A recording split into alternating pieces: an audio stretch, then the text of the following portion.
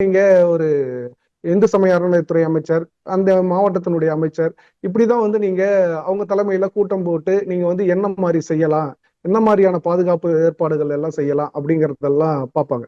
ஆனா இந்த ஆண்டு வந்து கடந்த ஆண்டும் சரி இந்த ஆண்டும் சரி நீங்க அதிகமா அரசே வந்து நேரடி பார்வையில இந்த தீப திருவிழாவை நடத்தணும் அப்படின்னு. ஏன்னா அவ்வளவு பக்தர்கள் வராங்க, அவங்களுக்கான பாதுகாப்புங்கிறது வந்து ரொம்ப ரொம்ப முக்கியம். நீங்க ஒரு சின்ன நகரம் திருவண்ணாமலைங்கிறது வந்து ஒரு பெரிய மெட்ரோபாலிட்டன் சிட்டியோ இல்ல பரந்த இருக்கிற இடங்கள் இருக்கிற ஒரு நகரமோ இல்ல, இது ஒரு சிறிய நகரம்.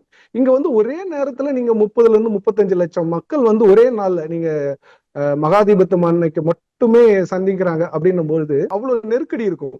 அப்போ இந்த நெருக்கடி எல்லாம் இல்லாம பாதுகாப்பா வரணும், வர பக்தர்கள் வந்து நிம்மதியா தரிசனம் முடிச்சுட்டு வெளியில போகணும், வேற எந்த விதமான அசம்பாவிதத்திலையும் சிக்கிடக்கூடாது அப்படிங்கறதுல வந்து கவனமா இருக்கிறதுனாலதான் நீங்க கிரிவல பாதை, திருவண்ணாமலை நகரம், திருவண்ணாமலை நகரத்தை சுற்றி இருக்கிற 5 கிலோமீட்டர் தூரத்துக்கு வந்து நீங்க முழுக்க இப்பவே காவல்துறையினுடைய கண்காணிப்புகளுக்குள்ள இந்த நகரம் இருக்கு.